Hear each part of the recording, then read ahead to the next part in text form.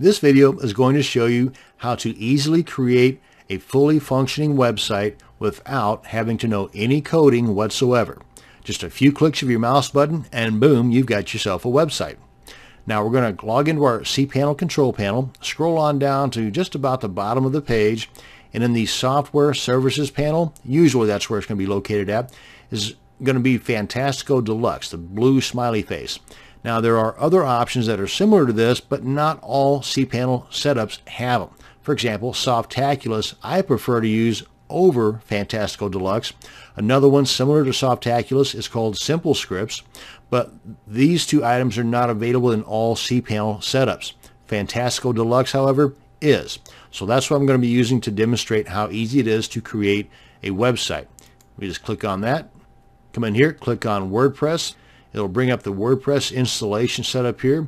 And you want to be sure and have a pen and paper or a notepad or some kind of a text document set up so that you can record the login details you're going to input here, so that whenever you want to get into the admin area of your new website, you'll have that stuff handy. As a matter of fact, on the topic of organization, now is a good time to begin if you haven't already. For every website you're going to create, you should have a folder with that website's name in it. And inside of that website's folder, you should have a couple other folders, one titled Backup, where you'll keep all of your regular backups. Another one, for example, might be titled Images, where you'll keep all of the images related to that website in that particular folder. Again, these are just tips to keep things as organized as possible from the get-go. Another item you should have in that folder is a text document, like what I'm talking about here, that will contain your username, your password, any other items you might record that can be used for that website. For example, maybe you're going to set up a Google email account specifically for that website. In there, in that text document, you can have that Gmail account and the password related to that Gmail account. Anything else you might have related to that website should be in that folder. Again, just a tip on keeping things organized. Now then, let's create our website. Go ahead and click on New Installation. And if you're going to install your website, your WordPress website, directly on your domain, then you want to leave this box blank, just like it says right here. If you want to install this on, say, a niche-specific directory, like maybe you've got a niche on dog training, well, then you might put in dog training here. Now, like it says here, if you are going to use a subdirectory, then you want to make sure that subdirectory folder does not already exist. WordPress will create it for you. If it does already exist, then you're going to get errors and it just won't work. So I'm going to go ahead and type in dog, because let's say I've got a niche on dog training or dog food or dog goodies, whatever, and it's going to be a nice fit for my WordPress website. Now, to get to this WordPress installation after it's installed, I would, inside of the browser bar, I would type my domain name /dog, then that would bring me to my website. Now, here's where we're going to want to copy down on that text document, because this is what's going to be required to log into our administrator area of our WordPress website. Here you want to put in the admin username and the admin password.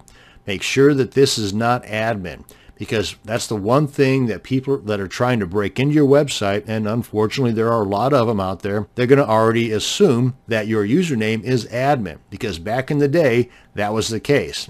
It was kind of hard-coded into your WordPress installation. So you do not want to use admin as your username. You want to make this difficult to guess, and you want to make your password difficult to guess. For the password, I tend to keep it at 12 characters or more, and I use those special characters like along the top part of your number keys on the top part of your keyboard. Add numbers, lowercase, uppercase letters. Again, make it as difficult as possible for somebody to guess, and your site will be that much more secure as a result.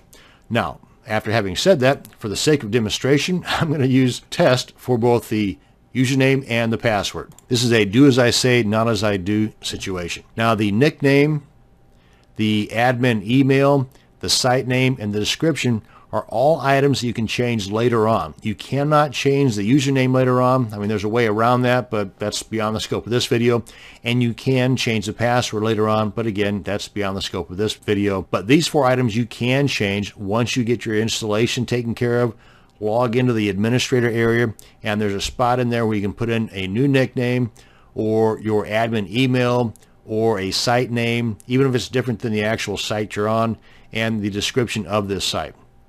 But I'm going to leave these blank for the time being. Click on Install WordPress. Finished installation. And you see right here, this is the link that you would put in the browser bar to access your website. Now, at the time that it's taken me to explain this, we could have built 4 or 5 different WordPress websites. That's how quick it is. And you can get to the admin area right here, which I'm going to go ahead and do. And as soon as we're logged in, we can see that there's a brand new version available.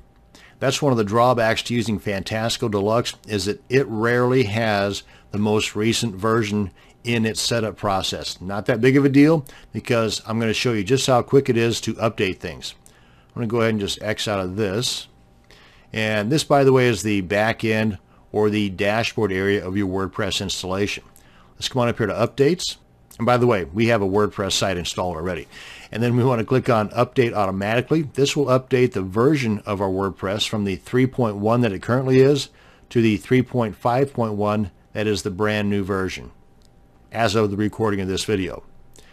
Come on back into the dashboard area here, click on Updates, and we can see now that we have the latest version of WordPress. Let's take a look at our site. Rather plain Jane, but we have ourselves a website. And all of this is customizable too. But that's beyond the scope of this video.